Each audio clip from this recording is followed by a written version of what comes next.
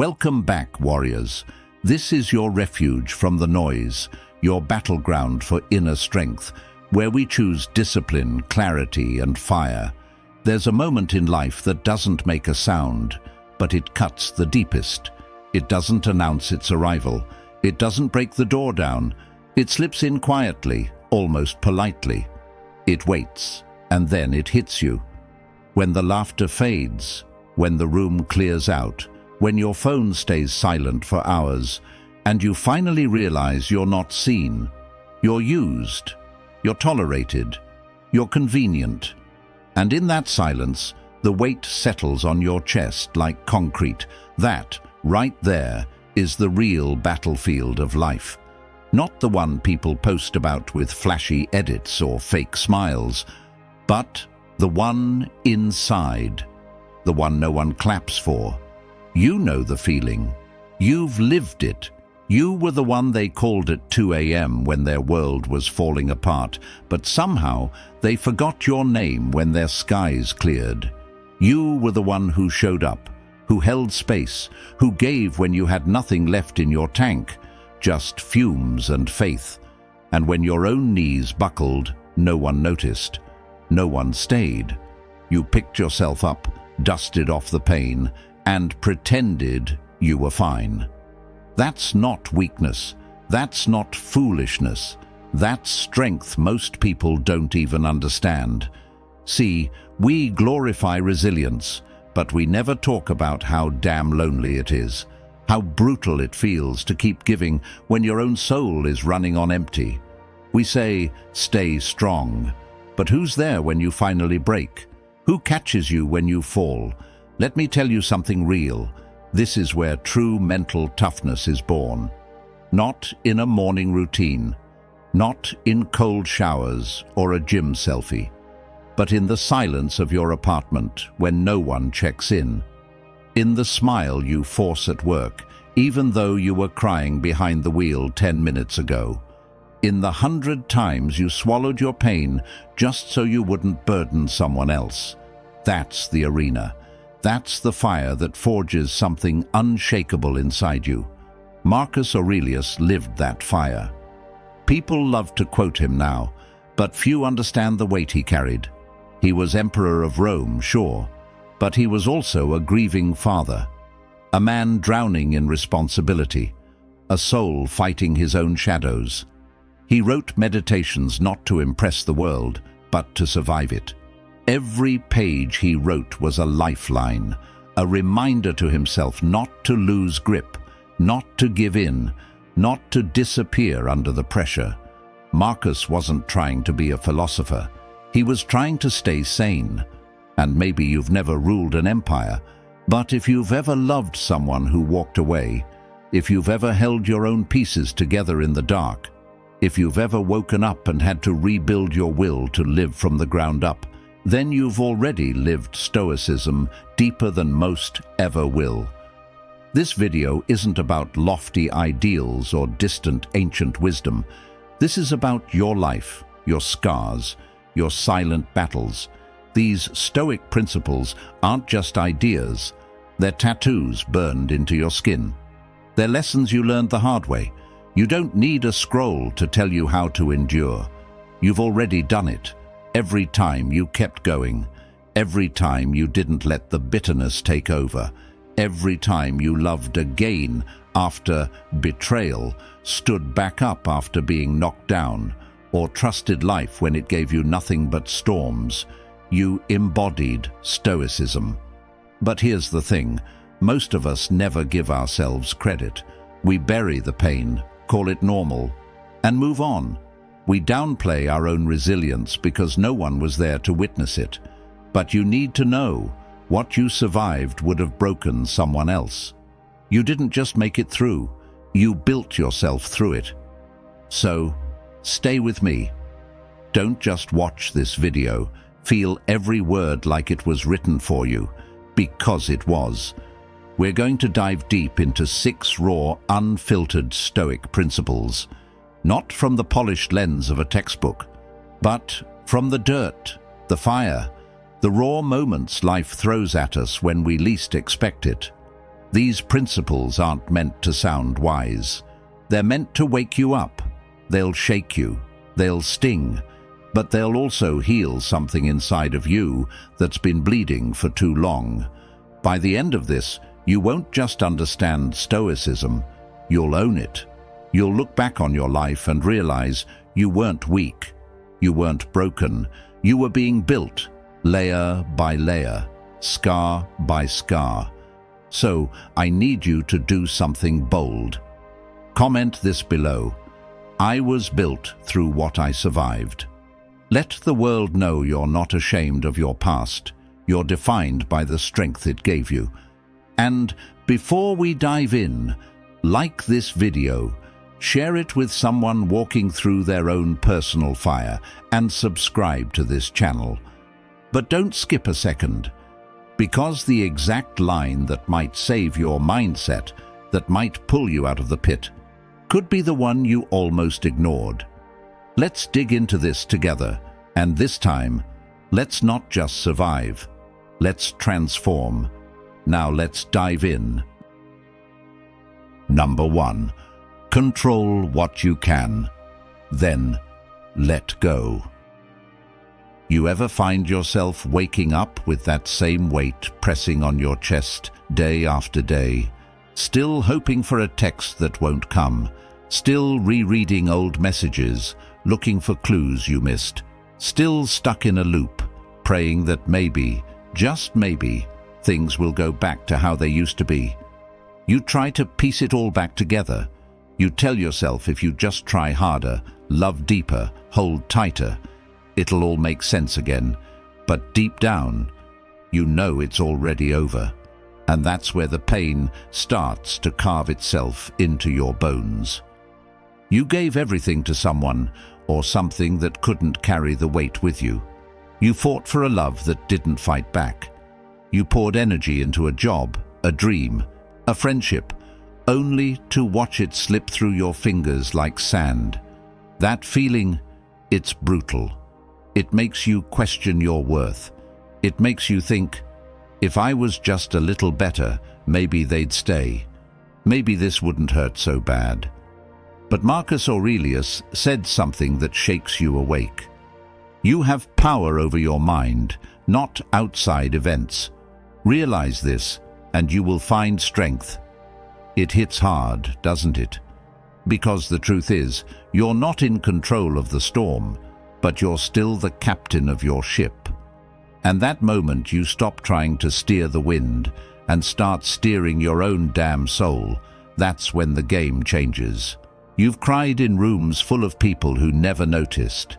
You've smiled through your lowest days because you didn't want to burden anyone. That kind of pain doesn't make you weak. It chisels you into someone unstoppable, if you let it. Let me ask you this. How many times did you rehearse a conversation that never happened? How many nights did you beg your heart to shut up while your mind tried to play peacemaker? You thought letting go meant losing. But sometimes, letting go is the only way to win. You're gripping a rope tied to something long dead, burning your hands in silence, scared to drop it because you don't know who you are without it. But here's the shift. You're not meant to fix everything. You're meant to face it and free yourself. You can't force love to stay where it doesn't want to grow. You can't beg someone to treat you right if they don't see your worth. You can't rewind time to change the past, but you can rewrite the meaning of it. You can stare into the ashes of what's gone and say, that chapter broke me, but it built me too. You can stop chasing ghosts and start chasing peace. Your peace. Control isn't about power over others. It's about power over yourself, your thoughts, your choices, your energy, your boundaries. That's your battleground. That's your arena. And every time you let go of what doesn't serve you, you win. So stop tying your worth to what's already walked out. Stop losing sleep over people who sleep just fine without you. Release the grip. Let the fire die. and walk out of the smoke with your head up and your soul clean. You weren't born to beg, you were born to rise. If this hit home, type this in the comments like you mean it. I only hold what strengthens me. Number 2. Use pain as a forge, not a curse. Pain isn't just here to make you suffer, it's here to wake you up. It's not a punishment, it's a transformation. The world keeps telling you that pain is something to avoid, numb, escape. But the truth is, pain is the birthplace of every version of you that learned how to stop bleeding and start fighting. It carves away your weakness, burns through your illusions, and forces you to see yourself for who you really are beneath the layers of comfort and lies. Marcus Aurelius once said, "The impediment to action advances action. What stands in the way becomes the way." That wasn't just philosophy, it was forged in real hell. The man buried his children, fought wars, lost friends to death and betrayal, and ruled an empire while grief whispered in his ear. He didn't write from a throne. He wrote from the trenches of the human heart, and still he stood. Because he didn't run from pain, he used it. Now look at yourself. How many times did your life fall apart only for you to rise stronger on the other side? That heartbreak that almost destroyed you, it taught you how to stop settling for half-hearted love. That job you lost, it showed you that your worth isn't measured by a paycheck. That anxiety that crippled you at night, it forced you to master your mind like a weapon. But in the moment, it felt like death, didn't it? Like everything was caving in. That's the trick. Pain doesn't show you the new door. It rips the old one off the hinges. Mental toughness isn't about keeping a fake smile plastered on your face. It's not about pretending you're okay when you're not. It's about standing inside the fire with your fists clenched and your soul screaming and refusing to fall. Pain strips you of the softness that kept you stuck. It kills the version of you that tolerated disrespect, betrayal, mediocrity, and in its place, it plants something unbreakable, something dangerous. Not dangerous to others, but to your excuses, to your old patterns, to your limitations. Picture this. You are steel in the forge. Every betrayal, a hammer that hits hard. Every loss, another flame that tests your core, and every moment you wanted to give up, but didn't. That's when you were sharpened. You weren't falling apart. You were being reforged. You were becoming the kind of person who doesn't flinch in chaos, doesn't break under pressure, and doesn't beg for mercy. You face the storm, look it in the eye and say, "I was born for this." And those scars you've tried to hide, let them show. Those aren't weaknesses. They're proof. Proof that you've been through the kind of fire that would have melted most people. Proof that you didn't walk through hell just to come out the same. You came out carved, hardened, and bulletproof. That's the point of the pain. It's not to ruin you, it's to reveal you. So stop cursing the pain. Start claiming it. Start wearing it like armor. Stop burying your broken pieces. Start building with them. Because when pain stops being your prison, it becomes your power. If you've crawled through the fire and refused to quit, comment this with your chest. My pain shaped the weapon I am. Number 3. Guard your inner fortress. You don't owe your peace to anyone. Let that sink in. You don't owe explanations. You don't owe access. And if someone tries to chip away at your calm, tries to make you feel guilty for pulling back, they were never rooting for your peace in the first place. They were feeding off your chaos. Marcus Aurelius once said, "The soul becomes dyed with the color of its thoughts." That's not poetry. That's war strategy. That's a warning. If your thoughts are the fabric of your soul, then your mind is a battlefield. And you better guard it like your life depends on it, because it does. Think about the times you've let someone close enough to influence your thoughts, twist your emotions, and shake your reality. A fake friend who wore a kind face but left your mind spinning. A partner who made love feel like walking on glass. Beautiful one moment, bloody the next. Or maybe it was that one situation that looked golden from a distance, but turned out to be rusted, pain wrapped in pretty lies. They didn't scream. They didn't punch. They used silence as a weapon. They used inconsistency like poison, drip by drip. And you didn't even see the damage until your inner world was burning. This is why Stoicism doesn't just whisper, it roars. Guard your inner world. Protect it like a fortress under siege. Because when everything else falls apart, your job, your health, your relationships, if your mind is still standing, you win. You can lose anything and still recover if you haven't lost yourself.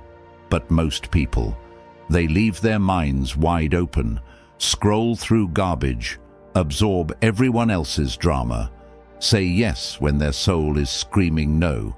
They let strangers on a screen shape how they feel, think, and live.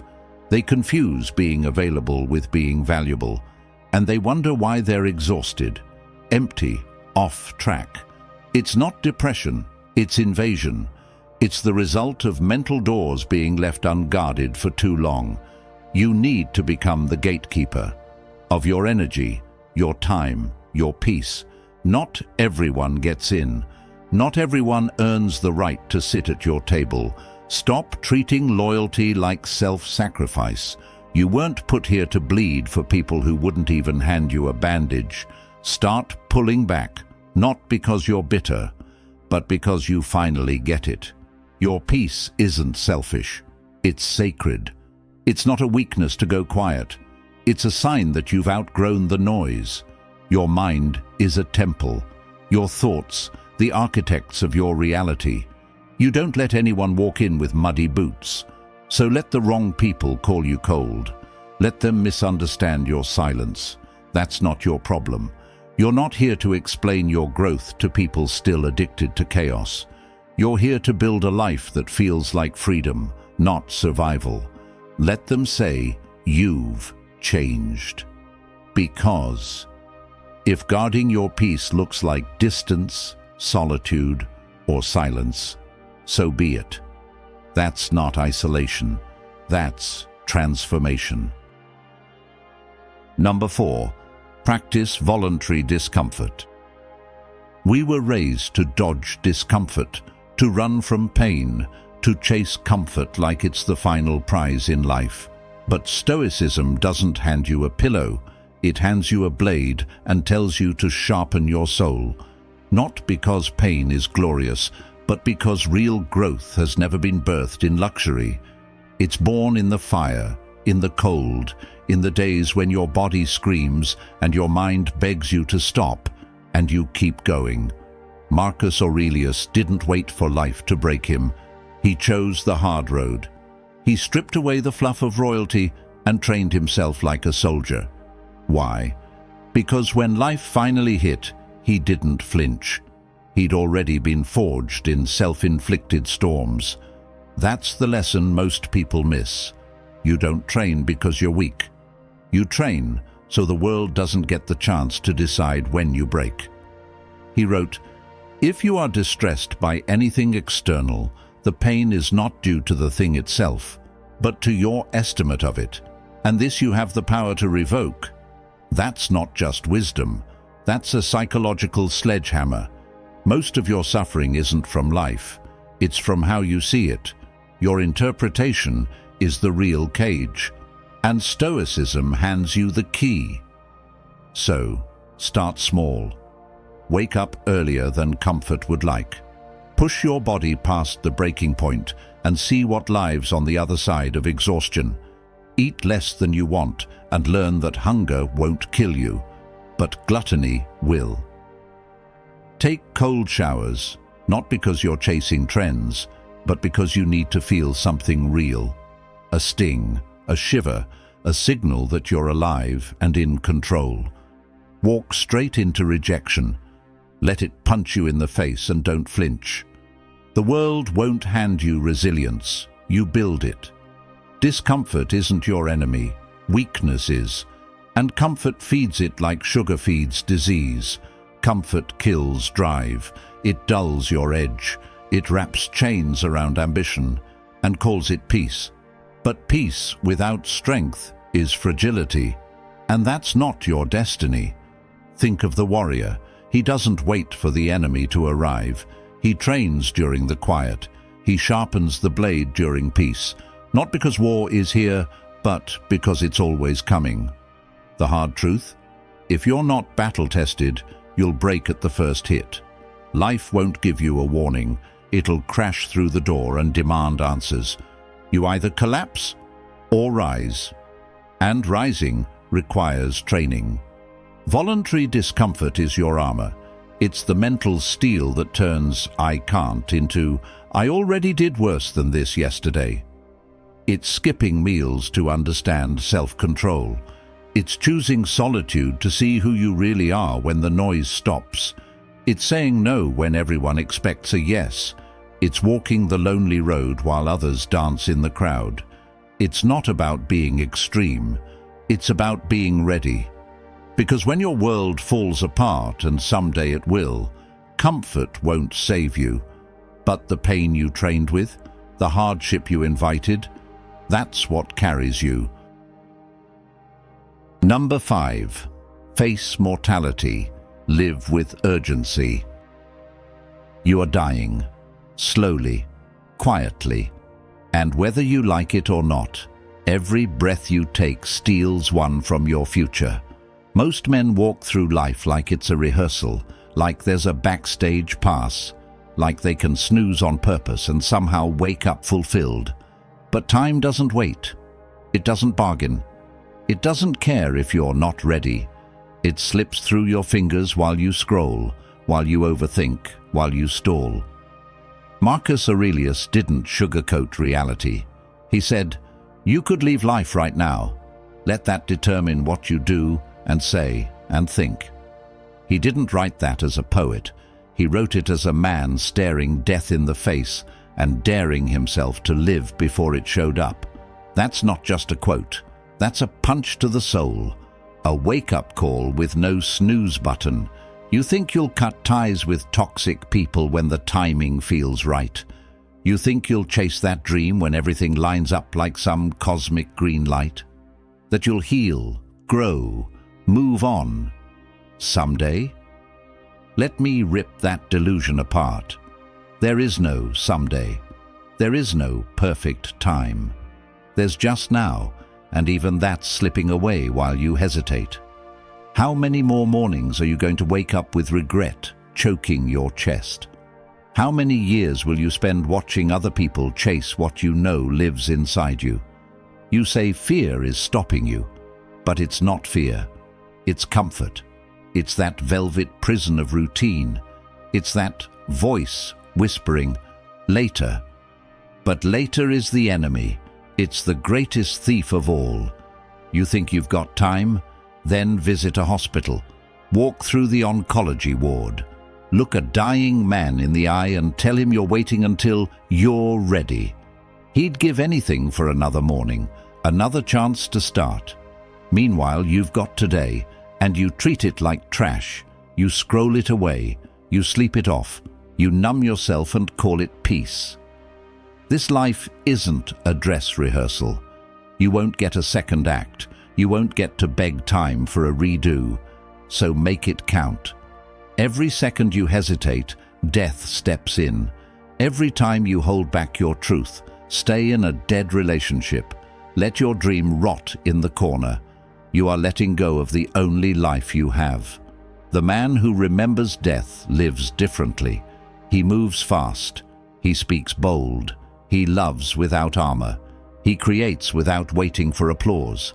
He doesn't care what others think because he knows they're dying too. He knows this moment is all he's got, and he squeezes the life out of it. So if you've been sleeping on your potential, if you're mourning the man you could have been, then listen closely.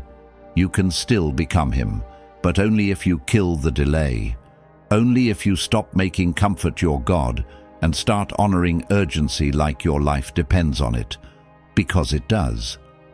If you've ever felt time slip through your fingers and swore it would never happen again, drop your vow in the fire.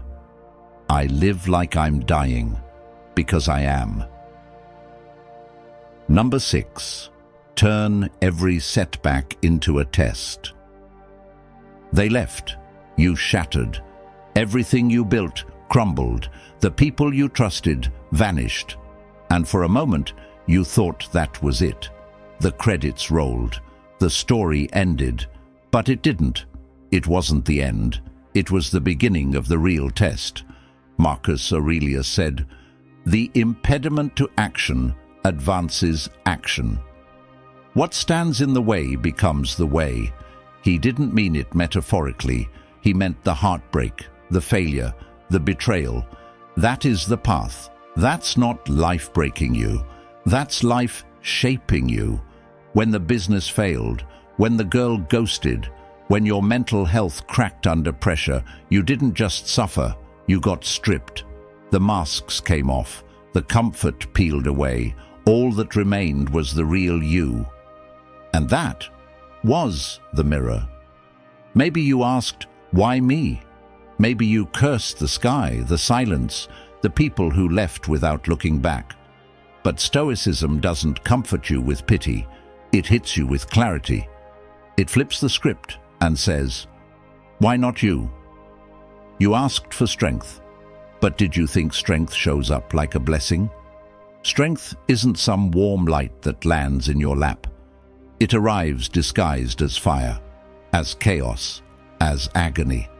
And while most people break under that pressure, you rebuild inside it. You were never being punished. You were being prepared, sharpened, refined. That storm didn't come to destroy you. It came to reveal the parts of you that can't be broken.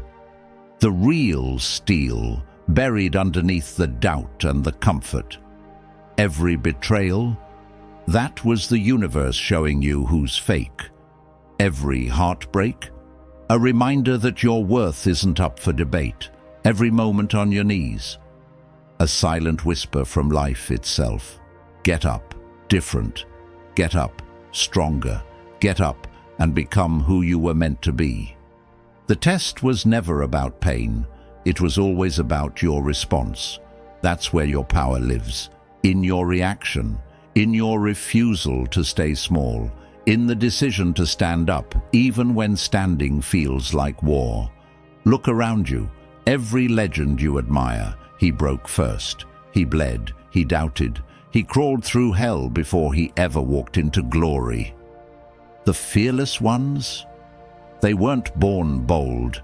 They were forged by trials. The difference is, they didn't tap out when the heat came. They rose in it. So the next time life knocks the wind out of your chest, don't collapse. Don't drown in self-pity. Don't hand over your power. Stand up, clench your fists, and say this. This is my test. This is my storm, and I'm not just here to survive it. I'm here to win through it. You were built for more than comfort. You were built to conquer. Let the world throw what it wants, because you've stopped breaking. Now you transform. You've made it through all 6 Stoic truths, and now it's your move. These aren't just ancient words carved into history books. These are battle-tested survival codes. They weren't written for scholars in robes. They were forged in the fire by men who bled, who lost, who got back up when life tried to bury them alive. So the real question isn't, did you listen? It's, will you live it? Will you let these truths punch through your numbness? Will you let them break the chains of your old habits, your doubts, your delays? Because you can't keep sleepwalking through life pretending you've got forever. You don't. The clock's ticking, the storm is coming, and you either rise or you rot. Marcus Aurelius ruled an empire during a plague, war, and betrayal, and stayed grounded. So don't tell me you can't handle your job, your breakup, or your anxiety. You've got fire in your chest. Use it. Like, comment. Send this to someone who's drifting, wasting, waiting. Subscribe, because this isn't entertainment. It's warrior training. And you're done surviving. You're here to dominate. Don't wait for a sign. Be the sign. Don't tiptoe into your future. Kick the door down. Let's rise. Right now.